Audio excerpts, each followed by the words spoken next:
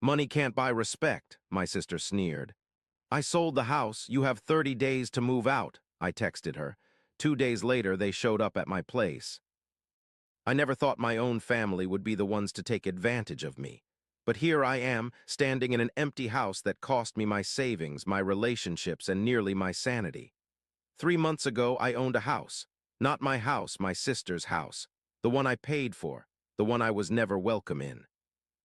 It was a modest 3-bedroom in a decent neighborhood. Hardwood floors, granite countertops, a small backyard where kids could play someday, not extravagant but comfortable. Exactly what Olivia and her husband Derek said they needed to start building their future. $93,000. That's what it cost me. Not the full price of the house, but the down payment and closing costs. Money I'd saved for my own future.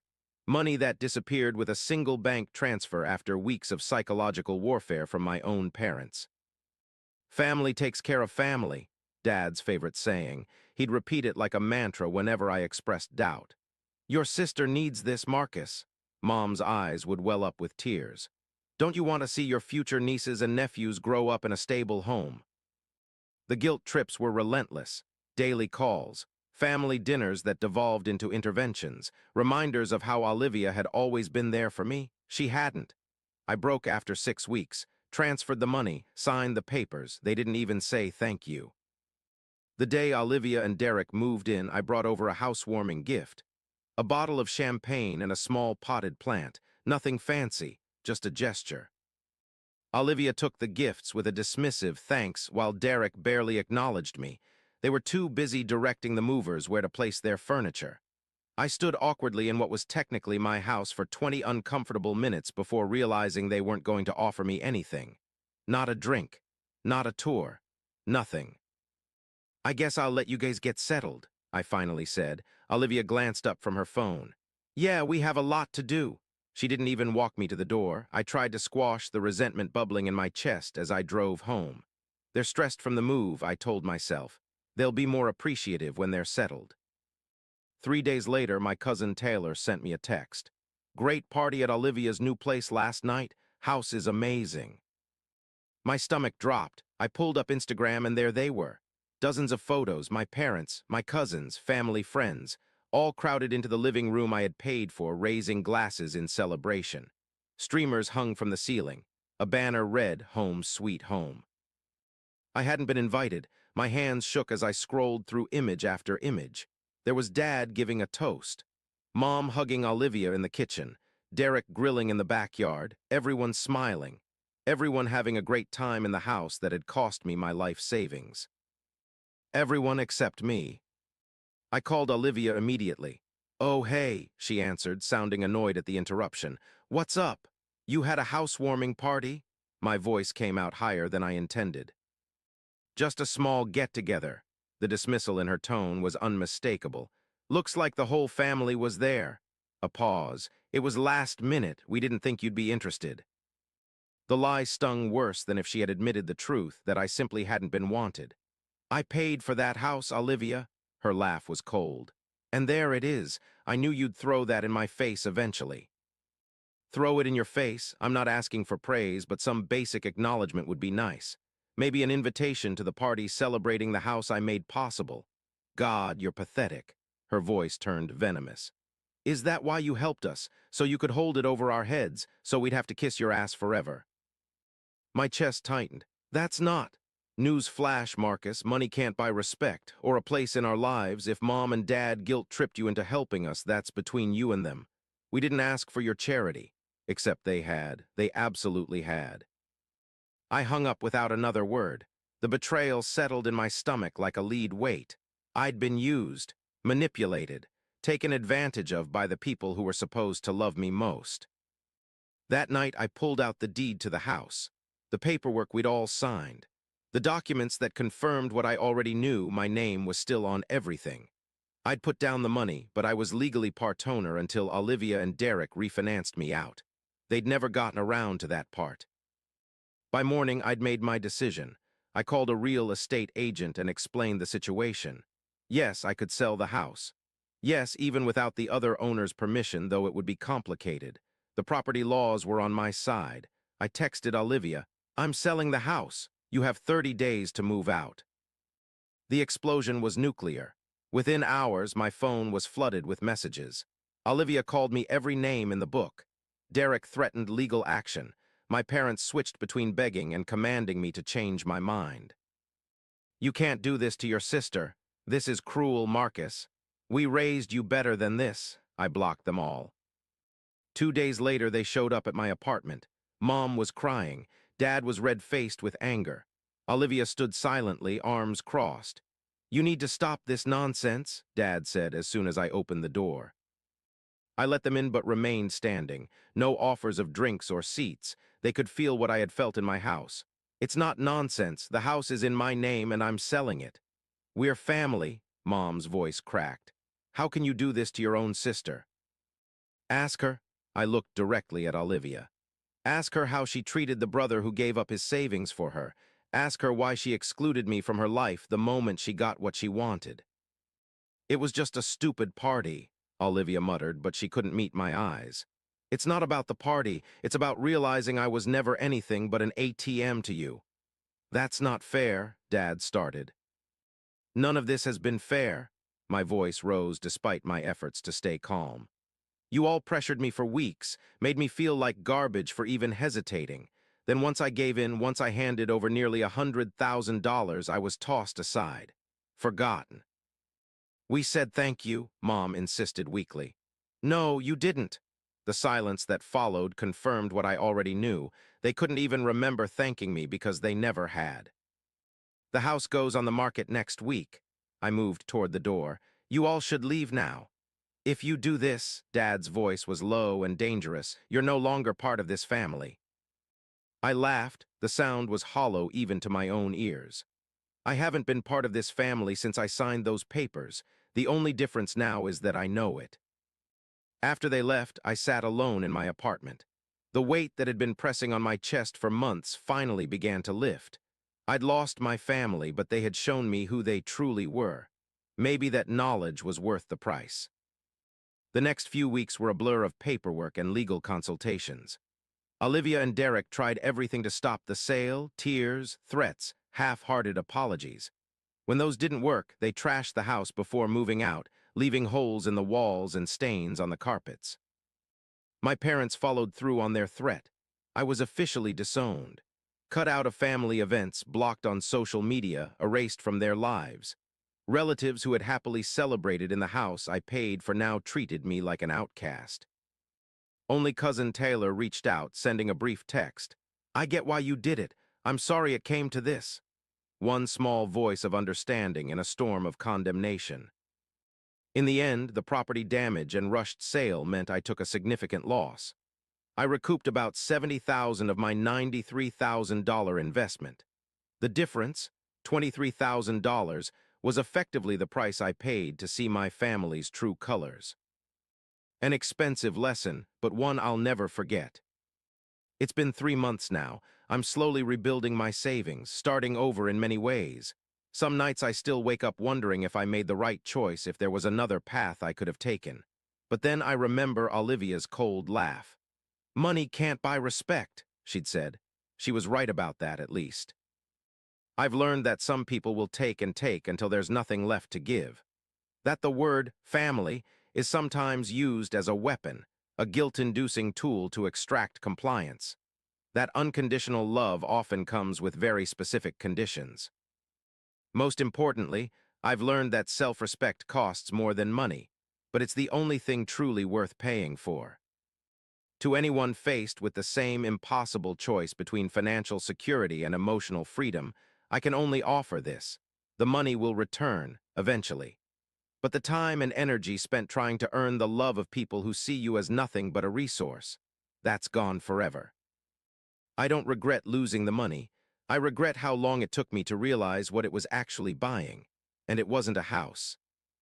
Summer was fatting when I first noticed the signs of trouble with my sister. Olivia had always been our parents' favorite, the perfect daughter who never strayed from the path they set. College, marriage, career, all according to plan. Unlike me, the disappointing son who'd chosen a vocational route instead of the family-approved university trajectory. but even golden children sometimes tarnish, and Olivia's shine had definitely dimmed. I noticed it at Dad's birthday dinner.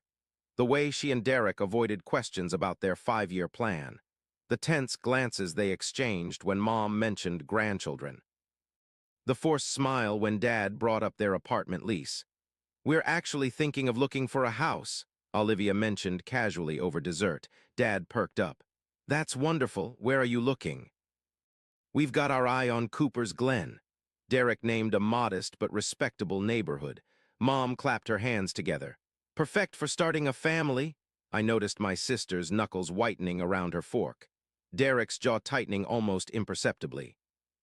The conversation moved on, but something felt off. I didn't realize I was witnessing the opening move in an elaborate game, one where I would ultimately become the pawn. 2 weeks later, Mom called me. Her voice had that particular tone she used when she wanted something. "Have you talked to your sister lately?" I hadn't. Olivia and I weren't close. Never had been. The 4-year age gap and our parents' obvious favoritism had created a distance neither of us had ever tried to bridge. "Is everything okay?" I asked automatically.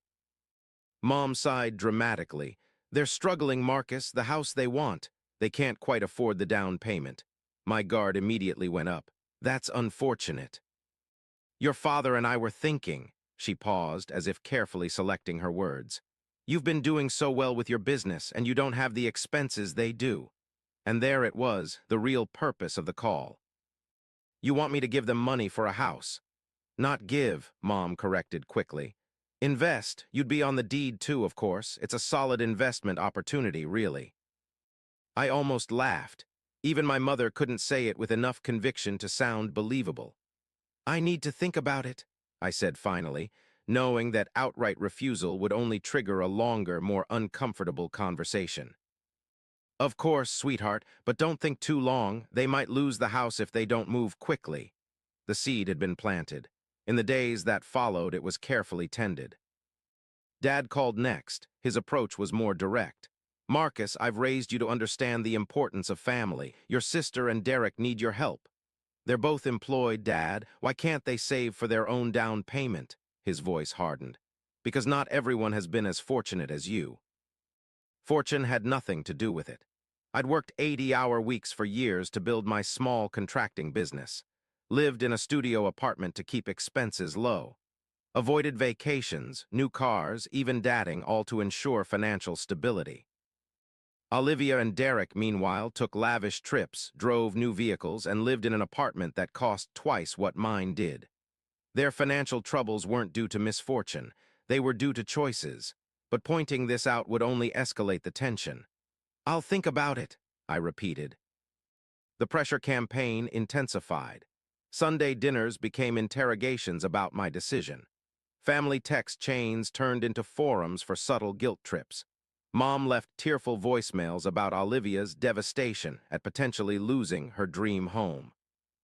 No one seemed concerned about my dreams, about the fact that the money they wanted me to invest was meant for my own future home, for the security I'd worked so hard to build. 6 weeks of this psychological siege wore me down. Each day, my resistance weakened. Each call chipped away at my resolve. The final blow came when Mom showed up at my apartment unannounced, eyes red from crying. "Olivia and Derek might separate if they don't get this fresh start," she said, voice trembling. "Is that what you want, to see your sister's marriage fall apart when you could have prevented it?" I knew it was manipulation, knew I was being played. I transferred the money anyway. The relief I expected to feel never came. Instead, a hollow sensation settled in my chest as I watched the funds leave my account. $93,000, nearly everything I had. The signing of papers was anticlimactic. A brief meeting at a title company, signatures scrawled on documents, polite smiles exchanged with the real estate agent. Olivia's thanks was perfunctory at best. Derek nodded curtly when I handed over the keys.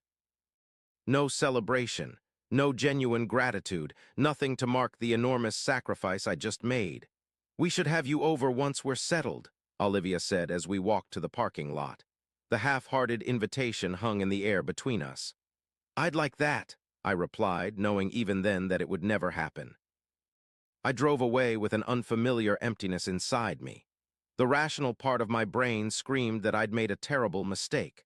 The emotional part still hoped that maybe, just maybe, this act would bridge the chasm between my sister and me, that it might finally earn me the place in my family I'd always craved. It didn't. The exclusion from the housewarming party wasn't a surprise, not really. It was merely confirmation of what I'd already suspected deep down. My usefulness had ended the moment the money left my account. The most painful realizations are often the ones we've known all along, but refuse to acknowledge.